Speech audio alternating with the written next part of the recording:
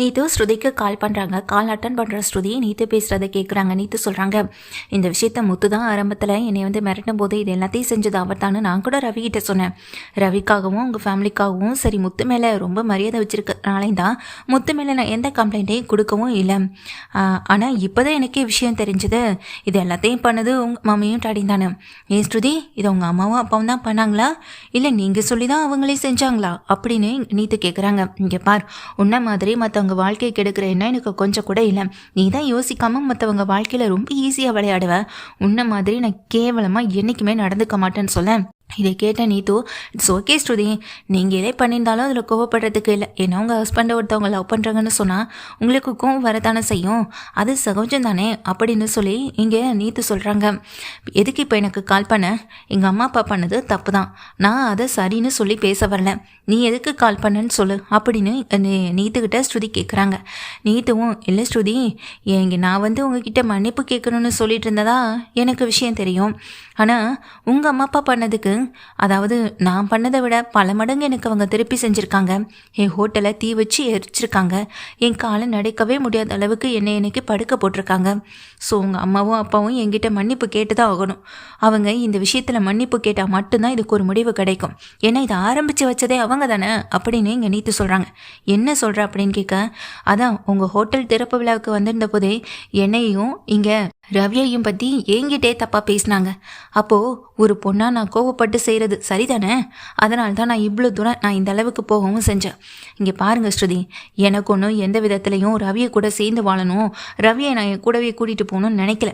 அந்த எண்ணமும் எனக்கு இல்லை. ஆனால் உங்கள் அம்மா அப்பா பேசினது எல்லாம் சேர்ந்து தான் என்னை கோவமாக்க வச்சுது.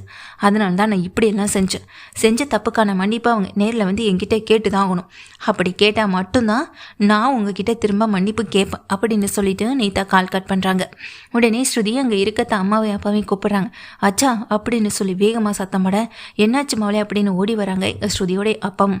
என்னாச்சடி இப்போ எதுக்கடி சத்தம் போடுறேன்னு சுதா கேட்குறாங்க. நீங்கள் 2 பேரும் என்னுடைய ஹோட்டல் திறப்பு விழா அன்னைக்கு நீத்துக்கிட்ட என்ன பேசுனீங்க அப்படின்னு சொல்ல, நீத்துக்கிட்ட நாங்கள் என்னடி பேசினோம், அவள் பார்க்க சரியில்லை, ஆளும் சரியில்லை, ரவியை தொட்டு தொட்டு பேசுகிறது எங்களுக்கு கொஞ்சம் கூட பிடிக்கல, அதனால தான் அவகிட்ட நாங்கள் எச்சரிக்கை பண்ணோம் அப்படின்னு சொல்ல. எச்சரிக்கை தான் பண்ணீங்களா இல்லை தப்பாக பேசுனீங்களா அப்படின்னு சொல்லி கேட்க, யாரடி உங்ககிட்ட சொன்னது, அதுவும் தப்பாக உங்ககிட்ட சொல்லியிருக்காங்க அப்படின்னு சுதா சொல்கிறாங்க. என்கிட்ட சொன்னதே நீத்து தாம்மா. நீத்து எந்த விஷயத்தில் வேணாலும் எப்படி வேணாலும் பேசிகிட்டு இருக்கலாம், ஆனால் இந்த விஷயத்தில் எனக்கு உங்கள் மேலே தான் டவுட்டே அதிகமாக இருக்குது. ஏன்னா ஆரம்பத்துலேருந்து நீத்துவையும் ரவியையும் பற்றி தப்பாக என்கிட்ட பேசினதே நீங்கள் மட்டும்தான். அப்பெல்லாம் கூட அவங்க ஃப்ரெண்ட்லியாக மட்டும்தான் எங்கள் பழகிக்கிட்டு இருந்தாங்க. ஆனால் அவள் இந்த அளவுக்கு யோசிக்க வச்சதே நீங்கள் தான் டாடி அப்படின்னு எங்கள் அப்பாவையும் அம்மாவையும் திட்டிகிட்டு இருக்காங்க. என் லைஃப்பில் மற்றவங்க விளையாட வேண்டாம், நீங்கள் 2 பேர் மட்டுமே நல்லாவே விளையாடிட்டு இருக்கீங்க. எனக்கு இது போதும். நீங்கள் செஞ்ச தப்புக்கு நீங்கள் நீத்துக்கிட்ட போய் மன்னிப்பு கேட்டு தான் ஆகணும். மம்மி, இந்த விஷயத்தில் நான் விளையாடல, ரொம்ப சீரியஸாக பேசிக்கிட்டு இருக்கேன். நான் திரும்ப ரவி கூட சேர்ந்து வாழணும்னு நினச்சிங்கன்னா நீங்கள் நீத்துக்கிட்ட போய் மன்னிப்பு கேளுங்க. நீத்து என்கிட்ட மன்னிப்பு கேட்டாலும் கேட்கலனாலும் அதை பற்றி நான் கவலைப்பட போகிறதில்லை. ஏன்னா அவள் செஞ்ச தப்பை விட நீங்கள் செஞ்சிருக்க தப்பு ரொம்ப பெரிய விஷயம். அதுக்கான மன்னிப்பை நீங்கள் கேட்டு தானே ஆகணும்.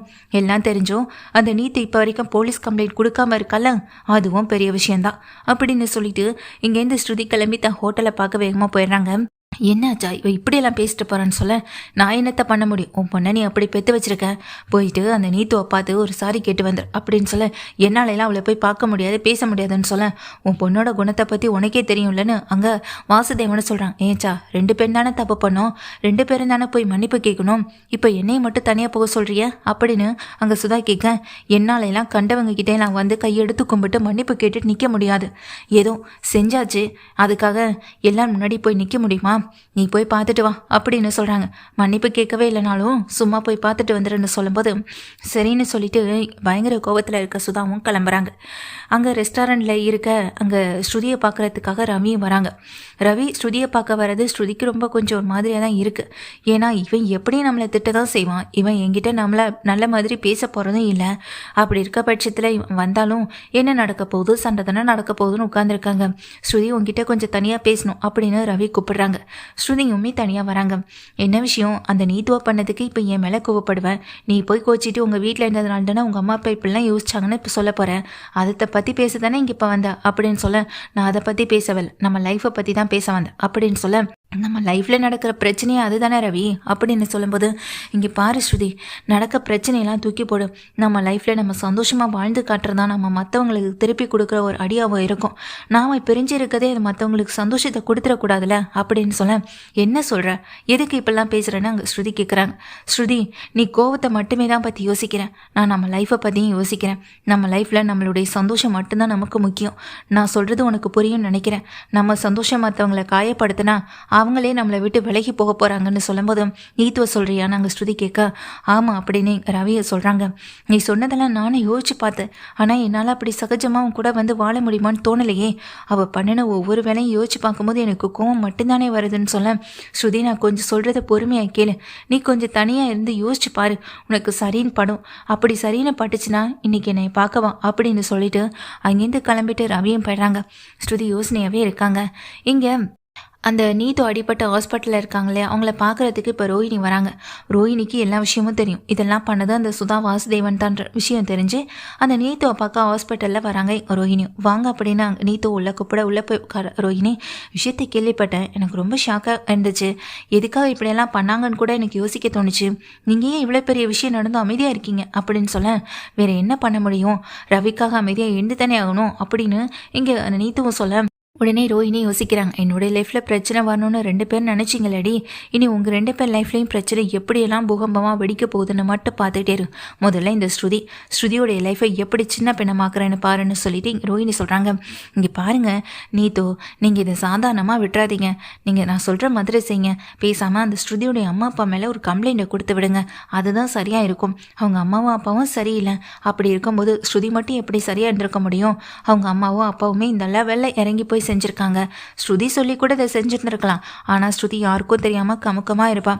அவளை பற்றி எல்லாரையும் விட எனக்கு தான் நல்லா தெரியும். அந்த வீட்டில் அவள் எப்படின்றதை பற்றி என்னால் மட்டும்தான் புரிஞ்சுக்க வச்சுக்க முடியும். இங்கே பாருங்கள் நீத்தோ, நீங்கள் உங்கள் லைஃப்பை வந்துட்டு சேவ் பண்ணிக்கணும், ரவி கூட உங்களுக்கு சந்தோஷமாக வாழணும் அப்படின்ற ஒரு ஆசை இருந்துச்சுன்னா ஸ்ருதி மேலேயும் உங்கள் ஃபேமிலி மேலேயும் ஒரு கம்ப்ளைண்ட் கொடுங்க அப்படின்னு இங்கே பதிலுக்கு ஏற்றி விடவும் செய்கிறாங்க இந்த ரோஹிணி. இதையெல்லாம் கேட்டுட்ருக்க நீத்தும், இப்போ எதுக்காக நீங்கள் ஸ்ருதி மேலேயும் அவங்க ஃபேமிலி மேலேயும் எனக்கு இருக்க வன்மத்தை விட உங்களுக்கு தான் அதிகம் இருக்கும் போலேன்னு சொல்லும்போது, சச்சன் அந்த இடத்துல சொல்லலைங்க, உங்கள் சுச்சுவேஷனை பார்க்கும்போது எனக்கு ரொம்ப கஷ்டமாக இருந்துச்சு, அதனால தான் நான் சொன்னேன் அப்படின்னு ரோஹிணி சொல்ல, இட்ஸ் ஓகேங்க, நான் இந்த சுச்சுவேஷனில் என்ன முடிவெடுக்கணுன்றதை நான் முடிவெடுத்துட்டேன், அதை நீங்கள் பேச வேண்டாம்னு சொல்லும்போது கைத்தடிகிட்டே உள்ளே வராங்க சுதா நீத்துவை பார்க்குறதுக்காக உள்ளே வரும்போது தான் இந்த ரோஹிணி அந்த ஃபேமிலியை பற்றி நீத்துக்கிட்ட பேசிகிட்டு இருந்த அத்தனை விஷயங்களையும் கேட்டுட்டு போன வேகத்துக்கு அந்த ரோஹிணியை பார்த்து முறைச்சிட்டே நிற்க, அங்கே காஃபி கப் கீழே இருந்தது இல்லையா, அதை எடுத்து அங்கே ரோஹிணி முகத்திலே தூக்கி வீசவும் செய்கிறாங்க. உனக்கெல்லாம் எவ்வளோ நெஞ்செழுத்தம் இருக்கும், இப்படி என்கிட்ட கடன் வாங்கினது மட்டும் இல்லாமல் எங்கள் ஃபேமிலியை தூக்கி உள்ள வைக்க சொல்கிறேன் அப்படின்னு அந்த ரோஹிணியை திட்டவும் செய்கிறாங்க. ரோஹிணி அப்படியே அமைதியாக நிற்கிறாங்க. இங்கே திட்டம் வாங்கிக்கிட்டு அசிங்கப்பட்டு நிற்கிற ரோஹிணியை பார்த்துட்டு, உன்னெல்லாம் பொண்ணுன்னு சொல்லவே அசிங்கமாக இருக்குது, இந்த மாதிரியான கூட்டணியெல்லாம் எங்கேருந்து தான் அமைக்கிறீங்களோ, ஏண்டி உனக்கெல்லாம் வெக்கமாகவே இல்லையான்னு சொல்லி அந்த ரோஹிணியை திட்டுறாங்க. ஒரு நிமிஷம்னு சொல்லிட்டு, இங்கே பாருமா, நீ என் பொண்ணு லைஃப்பில் குறுக்க வந்ததுனால தான் எனக்கும் என் புருஷனுக்கும் கோவம் வந்து நாங்கள் இப்படியெல்லாம் பண்ணிட்டோம், மற்றபடி யார்கிட்டையும் நாங்கள் இந்த மாதிரி நடந்துக்கிட்டது கூட இல்லை. என் பொண்ணு வாழ்க்கை, ஒவ்வொரு அம்மா அப்பா அவங்க பொண்ணு வாழ்க்கை எவ்வளோ முக்கியன்றது உனக்கே தெரியும். உன்னோட லைஃப்பை பற்றி உங்கள் அம்மா அப்பா கவலைப்பட மாட்டாங்களா? அதே போல் தான் என் பொண்ணு ஸ்ருதியை பற்றி நாங்கள் கவலைப்பட்டோம். ஸ்ருதி சொன்னதுனால தான் உங்ககிட்ட மன்னிப்பு கேட்கலான்னு நாங்களே இப்போ இங்கே வந்தோம்.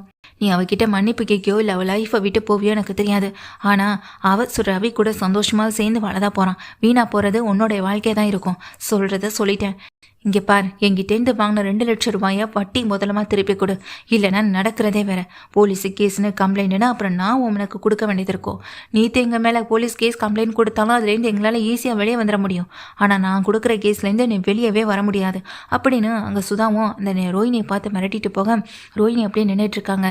என்ன ரோஹிணி, உங்களை பற்றின விஷயம் எல்லாத்தையுமே நானும் கேள்விப்பட்டேன், பட் நீங்கள் இவ்வளோ ஒரு கீழ்த்தரமாக நடந்துப்பீங்கன்னு நான் நினச்சி கூட பார்க்கல. நீங்கள் அந்த ஃபேமிலிக்கிட்டேருந்து பணத்தை வாங்கியிருக்கீங்க, பணத்தை திருப்பி கொடுக்க முடியலைன்றதுக்காக இப்படி போலீஸ் கம்ப்ளைண்ட் வரைக்கும் கொடுக்க சொல்வீங்களா?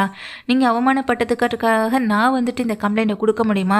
முதல்ல இந்த இடத்த விட்டு கிளம்புங்க அப்படின்னு அங்கே நீத்து வந்துட்ட 2 பேர்கிட்டையுமே அசிங்கப்பட்ட ரோஹிணி வெளியே வந்து ரொம்ப கோவத்தோடு அந்த இடத்த விட்டு போகிறாங்க. நீத்து நினைக்கிறாங்க, ரவியுமே ஸ்ருதியும் நல்ல லைஃப் பார்ட்னர்ஸ் தான், நிச்சயமாக உங்களை பிரிக்க முடியாதுன்னு எனக்கும் தெரியும். என்னுடைய சுச்சுவேஷன் என்னை இந்த அளவுக்கு கீழ்த்தரமாக பேசினதை ஏற்றுக்க முடியல. இனிமேல் உங்கள் லைஃப்பில் நான் எப்போதுமே வரமாட்டேன் ரவி, ஸ்ருதிக்கிட்டே நான் சொல்லிடுறேன்.